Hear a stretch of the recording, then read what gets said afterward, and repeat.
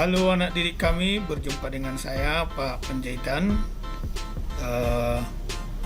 Hari ini kita akan membahas tentang materi di kelas 9, yaitu sistem reproduksi manusia. Nah, sebelumnya kita sudah mempelajari beberapa sistem di kelas 8 dengan di kelas 7, di mana ada sekitar 7 sistem.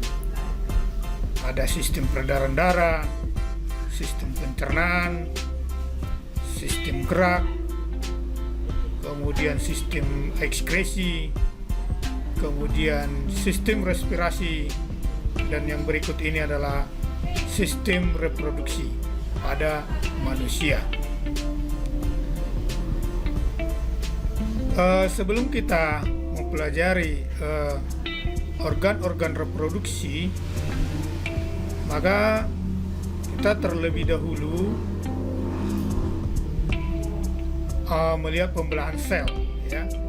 Karena kalau kita berbicara pada sistem reproduksi, nanti kita di akhir akan membahas tentang fertilisasi atau pembuahan. Atau dalam benak kita, pelajaran ini nanti akan disuguhkan bagaimana bayi itu bisa dilahirkan atau bayi itu bisa terbentuk. Nah, semua itu berasal dari sel, ya. Jadi si laki-laki nanti akan menghasilkan sel sperma pada sistem reproduksinya. Kemudian perempuan, sistem reproduksi perempuan akan menghasilkan sel telur. Sel sperma akan membuahi sel telur sehingga nanti akan menghasilkan zigot. Nah, bagaimana terbentuknya sel sperma dengan sel telur itu? Maka kita pelajari dulu sel, ya. Nah, sel, pembelahan sel ada dua, yaitu mitosis dan meiosis. Nah, kalau ditanyakan apa perbedaan mendasar antara mitosis dengan meiosis, ya. Nah, kalau kita bedakan, kromosom dari mitosis itu adalah sama dengan induk, sedangkan pada pembelahan meiosis dihasilkan kromosomnya yang haploid, ya, setengah dari kromosom induknya. Nah, pembelahan meiosis, ya, pada spermatogenesis dan oogenesis. Nah, pembelahan sel secara mitosis yaitu pembelahan sel yang menghasilkan dua buah sel anakan yang mempunyai karakter yang sama dengan sel induknya. Seperti yang kita bicarakan tadi, bahwa kromosomnya sama dengan kromosom induk. Nah, ciri-ciri pembelahan sel secara mitosis yang pertama adalah lokasi pembelahan ada di sel tubuh. Jumlah pembelahan cuma satu kali. Kemudian jumlah sel anak atau hasil pembelahan dari satu sel induk menghasilkan dua sel anak. Kemudian keempat, jumlah kromosom anak bersifat diploid atau 2N atau berpasangan. Kelima, komponen genetik sama dengan induk. Dan ciri keenamnya adalah tujuannya untuk pertumbuhan atau regenerasi. Nah, fase-fase perbelahan secara mitosis, ya. Nah, pembelahan sel itu ada 4 fase. Yang pertama adalah profase, kemudian metafase, kemudian tahap selanjutnya adalah anafase, dan terakhir adalah akhirnya yaitu telofase. Nah, kalau kita lihat pada masa profase, kita lihat di sana ini, ya.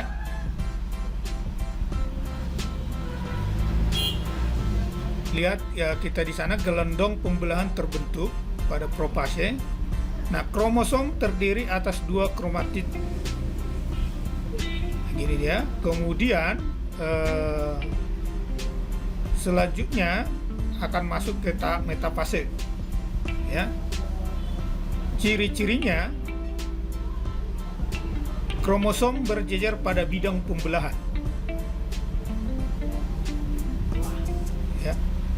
ini kromosomnya berada pada bidang pembelahan, ya. Kita lihat ada di tengah ini kromosomnya. Nah, kemudian pada masa anafase, kita lihat di sana, kromatid dari setiap pasangan memisah menjadi kutub yang berlawanan. Nah, lihat di sana kromosomnya, ya, sudah tidak berpasangan lagi dan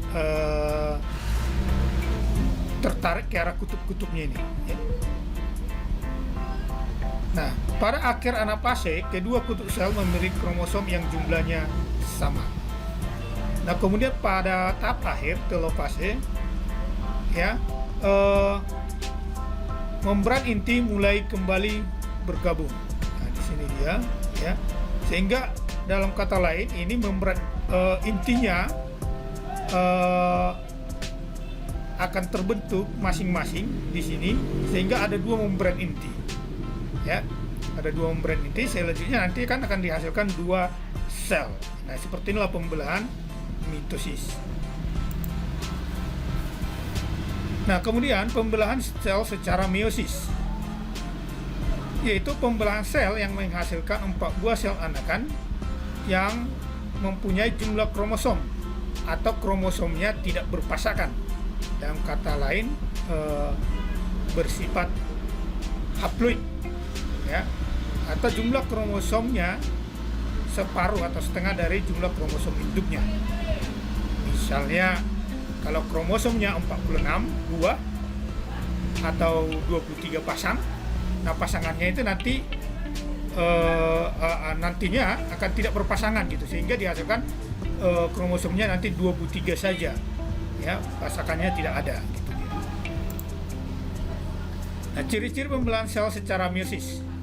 Yang pertama, lokasi pembelahan sel gonad atau sel kelamin, ya, jumlah pembelahan 2 kali, yaitu meiosis 1 dan meiosis kedua. Jumlah sel anak hasil pembelahan satu sel induk menghasilkan 4 sel anak. Ciri keempatnya yaitu jumlah kromosom anak haploid atau tidak berpasangan. Tujuannya adalah pembentukan gamet atau sel kelamin, ya, itu dia, pembentukan sperma atau pembentukan ovum melalui oogenesis. Nah, kita lihat di sana fase-fase pembelahan secara meiosis, ya. Nah, tetap ada 4 tahap, yaitu profase, anafase, telofase, metafase, ya. Nah, kita lihat di sana pada masa profase, membran inti mulai rusak menjadi bagian-bagian kecil atau membentuk fragmen dan berbentuk gelondong pembelahan. Benang-benang kromatin memadat menjadi kromosom dan kromosom homolog berpasangan. Nah, kemudian terjadi pindah silang atau pertukaran segmen molekul DNA yang sesuai di antara kromatid non saudara, ya. Nah, kemudian masuk ke metafase yang pertama, di mana kromosom berjejer pada bidang pembelahan. Nah, ini kromosomnya pada ekuatornya, ya. Kemudian selanjutnya adalah masuk ke fase anafase. Nah, pada masa anafase yang pertama ini, kromosom homolog memisah dan bergerak ke kutub-kutub yang berlawanan. Nah, di sana dilihat di sana, ya, kromosom yang homolog tadi memisah dan bergerak ke kutub-kutubnya ini, ya, ke kutub yang berlawanan, ke kutub yang kiri dan kutub yang kanan. Nah, selanjutnya masuklah ke masa telofase. Masa telofase, nah ini akan terbentuk 2 inti nanti, kan gitu. Kromatidnya ini akan membentuk 2 inti, ya. Kromosom homolog memisah dan bergerak ke kutub yang berlawanan. Membran inti mulai terbentuk kembali. Nah, itu dia. Membran inti akan mulai terbentuk menjadi 2. Nah, Kalau terbentuk membran inti 2 berarti akan membentuk 2 sel yang baru. Nah, sitokinesis menyebabkan terbentuknya 2 sel anakan yang bersifat haploid. Nah, di sini dia selnya ini masih bersifat haploid. Nah, selanjutnya terjadi pembelahan selanjutnya masuk ke fase profase lagi, langsung ke profase ya. Ini selnya ini nanti akan membelah lagi dengan tahapan yang kedua, yaitu profase ya. Jadi tahapan pembelahan sel itu pertama adalah profase. Jadi pada meiosis ada 2 kali profasenya ya. Profase yang pertama tadi di sini, kemudian setelah terbentuk sel yang haploid ya. Nah, ini terjadi lagi pembelahan diawali dengan profase yang kedua ya. Nah, membran inti mulai rusak ya, sama seperti yang tadi, dan terbentuk gelondong pembelahan. Kromatid mulai bergerak ke bidang pembelahannya. Kromatid mulai bergerak ke bidang pembelahannya. Nah, kemudian masuk ke metafase yang kedua. Kromosom kemudian berada di bidang pembelahannya ya. Nah, di bidang ekuatornya ini ya. Nah, kemudian masuklah ke anafase, di mana terjadi pemisahan. Ini ciri-ciri anafase ya. Kromatid terpisah dan bergerak dia ke kutub-kutub yang berlawanan ya, kutub ke kiri dan kutub ke kanan. Nah, telofase ini menjadi tahap akhirnya. Nukleus terbentuk, kromosom terurai, membentuk kromatin, dan sitokinesis terjadi ya, sehingga dihasilkan 2 sel yang baru yang bersifat haploid tentunya. Nah, baik, spermatogenesis ya. Spermatogenesis atau sering disebut dengan proses pembentukan sperma. Nah, pembentukan sperma terjadi di testis, tepatnya di dalam tubulus seminiferus. Jadi dalam testis itu ada tubulus seminiferus. Nah, di dalam tubulus terdapat sel-sel primordial. Nah, apa yang terjadi sel-sel primordial ini? Sel-sel primordial yang sudah matang akan mengalami pembelahan mitosis secara terus-menerus membentuk spermatogonium. Jadi spermatogonium itu adalah sel induk sperma. Nah, selanjutnya spermatogonium itulah yang akan membelah secara meiosis tadi. Ya. Sehingga satu spermatogonium akan menghasilkan 4 spermatozoa. Ya. Kenapa menghasilkan 4 spermatozoa? Karena pembelahannya itu ada tahapannya, kan ada 2 kali kan gitu ya. Ya, kita lihat di sini ya. Diawali dengan profase pertama, kemudian setelah membelah dia menjadi 2 sel. Nah, sel ini membelah lagi menjadi tahap profase kedua sampai telofase yang kedua. Ya. Jadi satu sel spermatogonium akan menghasilkan 4 spermatozoa. Ini kira-kira begitu. Nah, kalau kita lihat potongan melintang tubulus seminiferus.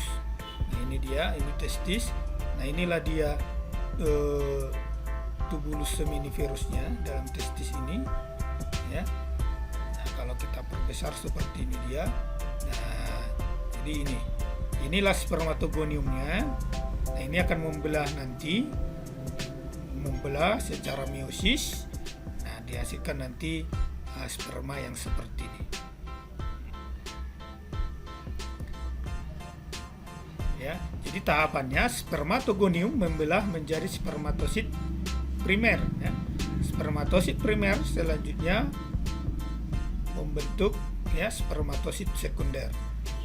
Ya, kemudian spermatid ini berdiferensiasi menjadi spermatozoa. Ya. Nah, mirip dengan oogenesis. Ya, oogenesis itu adalah pembentukan ovum atau sel telur. Di manakah terjadinya pembentukan ovum? Nah, sel telur itu dibentuk di dalam ovarium, ya, di dalam ovarium atau indung telur. Nah, di dalam ovarium terdapat sel-sel primordial diploid. Nah, sel-sel tersebut mengalami pertumbuhan dan mengalami pembelahan secara meiosis sehingga menghasilkan dua telur, ya. Nah, itu dia. Nah, skemanya seperti ini dia. Nah, ini sel-sel primordial, ya. Kemudian ini akan menghasilkan oogonium, ya. Oogonium itu ada sel induk ovum, ya. Kalau spermatogonium tadi sel induk sperma. Kalau oogonium sel induk ovum atau sel induk telur, ya. Nah, ini masih bersifat diploid. Nah, selanjutnya oogonium akan membelah, ya. Nah, ini terbentuklah oosit primer. Nah, oosit primer inilah akan membelah menjadi oosit sekunder. Nah, ini membelah menjadi oosit sekunder dan satu lagi menjadi badan kutub, ya, badan polar, ya. Nah, kemudian badan polar ini nanti tidak akan menjadi ovum, ya. Nah, bagian oosit sekunder ini kemudian membelah lagi sehingga dihasilkan, ya, ootit dan satu lagi badan polar. Nah, ootit ini menjadi ovum. Nah, inilah yang menjadi sel telur, ya, sel telur atau ovum. Nah, sekarang perempuan sudah menghasilkan sel telur, laki-laki sudah menghasilkan sel sperma. Maka kalau perempuan sudah menghasilkan sel telur, laki-laki sudah menghasilkan sperma, berarti sel sperma bisa membuahi sel telur nanti, ya. Ini dia skemanya tadi. Oogonium akan membentuk oosit primer. Nah, oosit primer akan membelah, ya, dihasilkan oosit sekunder dan satu badan polar, ya. Nah, oosit sekunder ini kemudian membelah lagi secara meiosis, ya, meiosis tahap kedua, ya. Sehingga dihasilkan oosit sekunder. Nah, oosit sekunder ini akan menjadi ovum. Ya, demikian proses pembentukan sperma melalui proses spermatogenesis dan proses pembentukan ovum atau disebut dengan oogonium.